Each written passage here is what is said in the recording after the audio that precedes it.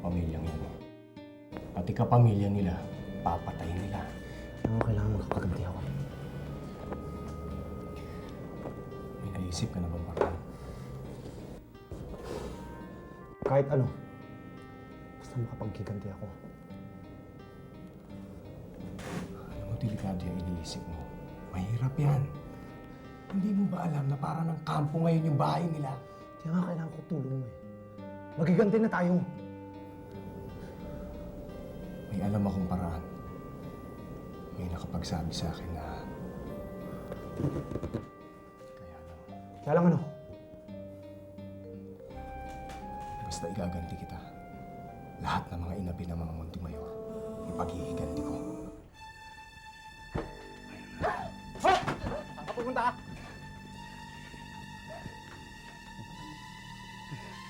Anong palagay mo sa amin?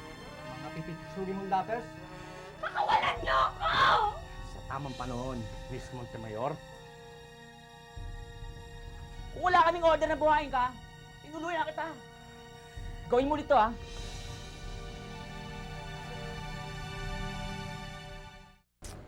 Oh, anong pag-usapan natin? Yung nangyari sa anak kong si Lucinda? Unahin natin ang dapat unahin, si Leandro. Unahin natin si Lucinda. Para kay Leandro din yan. Para sa image niya. Si Leandro, nasa bahay niya, safe.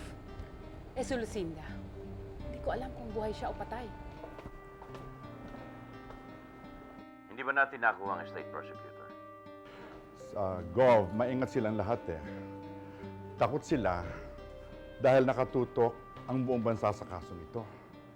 Kaya hindi namin nailakad ang pag-dismiss ng complaint. Wala ba tayong magagawa para we could influence ang pag-raffle ng kaso? Gov, hindi ho tayo makagalaw eh. Dahil nakabantay nga ang buong bayan sa kasong ito. Bumalik ka na rito ngayon din. Yes, Gov. I'll do that. Thank you. Hindi tayo dapat magkawatak-watak. Ito lang ang hinihintay mangyari ng oposisyon eh. Ang na makita na sa loob ng pamilya natin, nag-iiringan tayo. Sino ba ang pinakamabigat na balang ginagamit kay Leandro? Hindi ba si Alberto at Lucinda ng mga anak niya? Di ba pati si Rosa Camila ginagamit din nila dahil naging girlfriend din siya ni Valiente, ng anak ni Valiente? Pero mas maswerte si Rosa Camila dahil hindi siya tinakwil ni Leandro na tulad ng pagtakwil niya kay Alberto at kay Lucinda mo. Napapangaralan ko ang bata. Eh, busog din sa pangaral si Alberto ko. O baka pati si Lucinda. Ano ba talaga gusto mong mangyari? Napag-usapan na namin sa isang meeting sa bahay na ikaw, Zarina, ang magiging official spokesperson ni Leandro. Eh paano na si Amanda ko? Ay, marami na siyang trabaho. At ako ang kailangan sa San Dionisio. Mahal ako ng mga tao doon. Hindi ako sinisigaw ang kabit na tulad mo, o ni Alicia. Ni minsan, hindi ako natawag na kabit doon sa San Dionisio. Okay. Pinayo ko kay Leandro at sumang-ayon siya na huwag na munang pigilan si Rosa Camila na makipagkita kay Carlito Valiente. Gusto man namin gawin yon, hindi pwede. Wala na sila ni Carlito Valiente. Mahal pa ba ng anak mo, ang anak ni Carlos Valiente? Nararamdaman ko. Kausapin mo siya, Alicia. Makikinig yun sa'yo. Hindi ko maaaring gawin yan, Sarina. May sariling pag-iisip ang anak ko. At kung gawin ko man yun, napakaliit na tulong yun para kay Leandro. Lahat ng kaya nating gawin para kay Leandro, gawin natin. Hindi madali para sa akin ang kausapin ko kayo o kilalanin ang papel niyo sa buhay ni Leandro, pero ginagawa ko. Iba na lang, Iluminada. Kahit para kay Leandro. O sige. Sige, kung ayaw mong tumulong, huwag ka lang gagalaw dun sa mga gagawin namin. Nagkakaintindihan ba tayo? Kakausapin niyo pa rin si Rosa Camila tungkol dito? Kung kinakailangan. Mali naman yan. Pinaglalaroan niyo ang damdamin ng mga bata. Pati buhay natin kung kinakailangan, Alicia. Dahil iisa lang ang buhay nating tatlo, si Leandro. Hindi ako papayag. Hindi ka na nga gagalaw. Ano pa ba ang gusto mo? Basta iba na lang. Wag lang si Rosa Camila. Ganon. Wag lang si Rosa Camila. Hindi bale na kami wala ng anak. Wag lang si Rosa Camila. Ganon ba yun, Alicia? Aba, ikaw, nandiyan pa si Amanda. Si Iluminada, nandyan si Paloma at si Ernestina. Ako si Rosa Camila lang. Pag nawala si Rosa Camila, wala nang saysay ang buhay ko. Ay, kung hindi mo gagawin ito, at hindi mo kami papayagang gawin ito, eh ano pa ang partisipasyon mo dito, Alicia? Kung makakawala si Leandro dito, makikinabang ka rin naman eh. Pati ang anak mo. Pag-iisipan ko. Wala na tayong panahon. Pag-iisipan ko, sabi eh.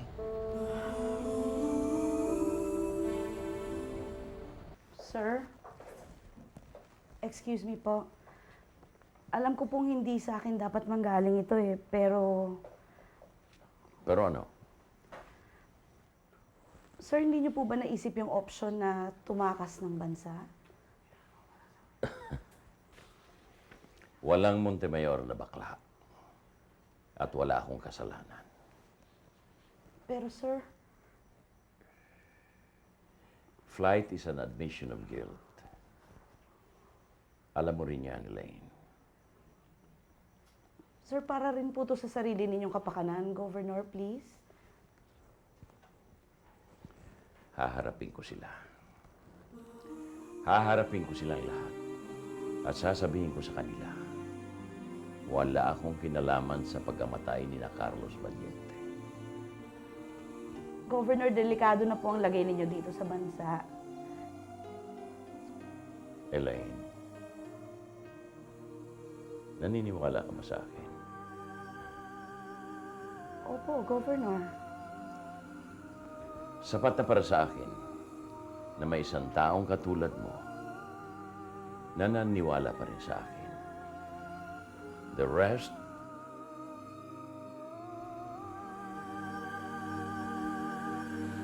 Ano ba sa atin, pare? Sino pa? Si Rosa Camila. Mahal mo ba siya? Ikaw, mahal mo ba siya? Bakit niyo naman po na itanong Tita Iluminada?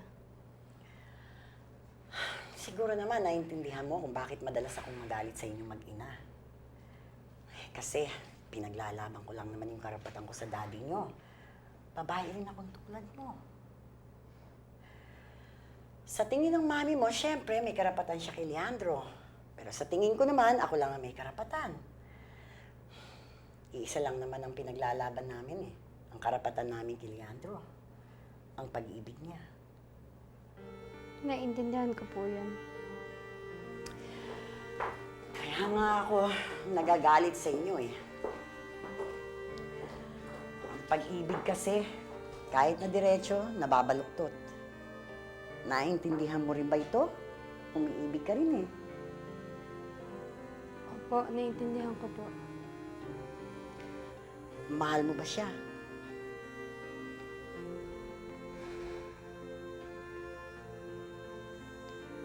Mahal na mahal ko po si Carlito. Pero para po kay Daddy, iniwasan ko po siya. Aba, wag! Wag, sayang. Kailangan ipaglaban mo. Tingnan mo ang ating Lucinda mo. Sukdulang itakwil niya ang daddy mo para lang doon sa pag-ibig niya doon sa napangasawa niya, ginawa niya. O, tingnan mo. Masaya siya ngayon. Di na mahalaga kung mahal ko ba siya o hindi. Wala na rin naman kami. Pero sa puso't damdamin ikaw pa rin. Iba na sitwasyon. Kailangan namin maghiwalay. Pagkakataon na nagtakda sa amin. Kakasakitan lang kayong dalawa, Carlito. Ganun naman yata talaga eh. Dapat nagkakasakitan. May ibang tao pang nadadami sa inyo. Sino? Ikaw? Si Phoebe? Sino pa? Alam mo, pag pinagpatuloy lang namin to, dadami lang lalo yun. Ano bang gusto mong mangyari? Hindi sa gusto kong mangyari, pero yun na kailangan. Pinaubaya ko na ngayon sa'yo si Rosa Camila. Noon, ayaw niyo, tapos ngayon, gusto niyo. Ay, naku, Iha, nagkamali ako. Pareho kami ng daddy mo. Tama ang mami mo. Hindi ko na rin po alam kung gusto pa rin ako ni Carlito. Kasi sa isip niya, si Daddy talagang pumatay sa mga magulang niya. Naku, Iha, lilipas rin yan.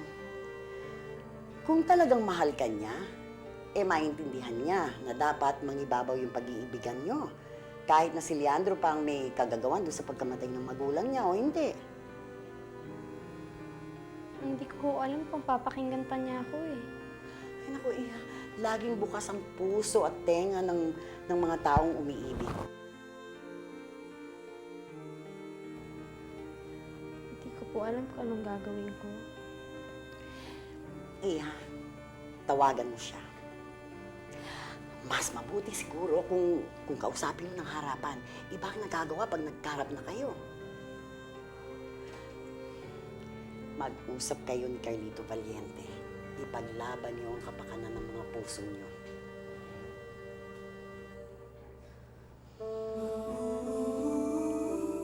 Wala naman sa ating dalawa yun, pare. Kung kanina siya mapupunta. Nasa kanya na yun. Oh, pero kung aayaw ko, mas mapapadali ang pagtanggap niya sa'yo. Carlito, sigurado ka ba sa desisyon mo? Unawain mo naman sana. Magkaiba tayo. Kapag nasaan na si Rosa Camila, at kung sakali mapunta saan si Rosa Camila, tandaan mo to, ipagpapatayan ko siya. Hindi maswerte siya kung ganun. Madalas na siyang umiyak sa akin eh. Sana huwag mong papayakin. Sana, mahalin mo rin siya tulad ng pagmamahal na ginawa ko sa kanya. At sabihin mo sa kanya na pag hindi niya nakuha ang pagmamahal ko, eh masigit pa doon ang mabibigay mo.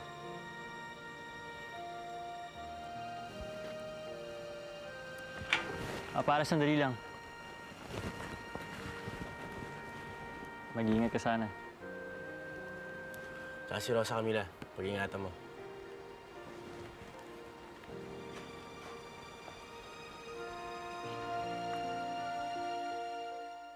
Pinagbilin ka kay Jonathan?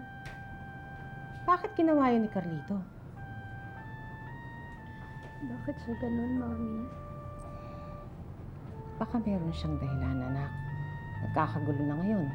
Baka sinabihan na rin siya ng mga partido niya na huwag makipagkita sa'yo. Rosa Camila, iba na talaga ang panahon ngayon. It's not safe anymore. Isipin mo, kapag nakipagkita ka sa niya, magkakagulo na naman yung mga galit sa inyo. Matutuwa lahat yun dahil napakadali niyong kidnapin.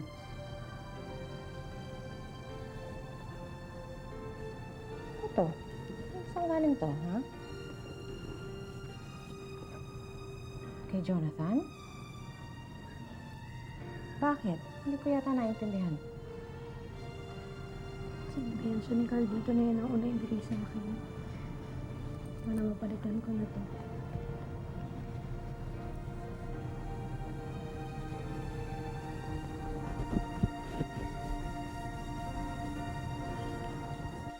Leandro, Thank you. babalik na muna ako sa San Dionisio. Bakit pa? Nagawa mo na ang dapat mong gawin doon. Marami pa akong pwedeng gawin doon. Mas mabuti na yung dito ka. Elaine? Sir? Tawagan mo si Sharina at Alicia at ang mga anak namin. Sabihin mong bukas na itutuloy yung parting in-organize mo. Yes, Gov. I'll do that. Anong okasyon? Sana napauwi ko si Paloma. Huwag na, mas mabuti na yung nandun siya. Sa makalawa, lalabas ng desisyon ng korte kung may basehan sila kung sasampahan ako ng kaso o hindi. That's why before that, I want to have a last big party.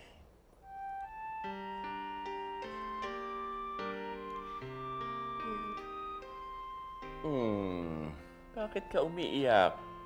Ikaw si Kristo nga nagkaroon ng Last Supper. Ako naman siguro ay pwede rin magkaroon bago ako ipako ng mga Hudyo sa krus.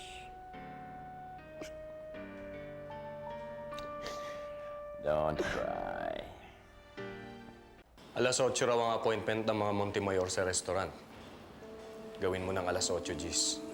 Hindi dapat ganon, boss. Eh paano kung hindi sila dumating sa tamang oras? Gawin na kaya nating alas 9 eksakto. Nga pala, boss. Paano natin to ilalagay doon? Siguradong maraming security nakapaligid doon. May mga waiter na lalabas-pasok doon sa function room. May nakausap na po ba kayo, boss?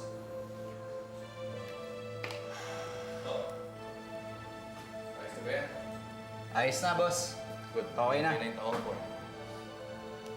Naniniwala ka na sa sabi niyo ko. Masaya nga eh. Magulan sa ipiyat ng mga Montemayor.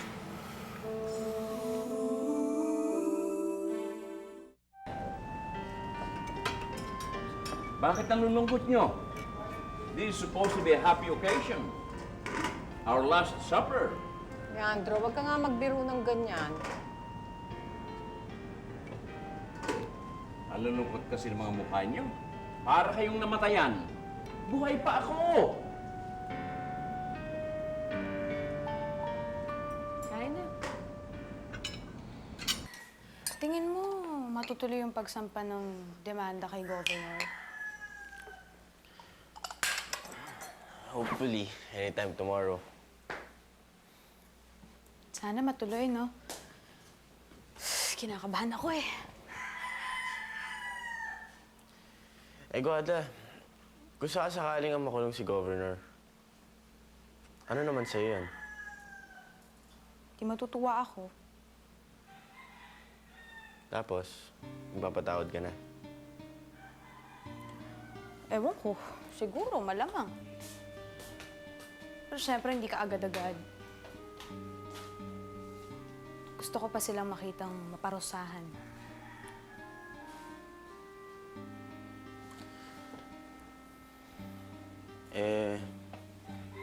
Kira sa Camila.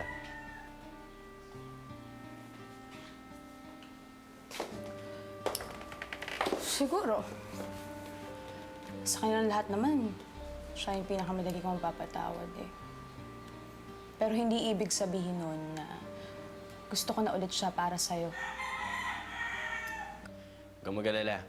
May itan na siya. Meron isa pang natira, Leandro. I'll do it. O, lagay na lang natin dito.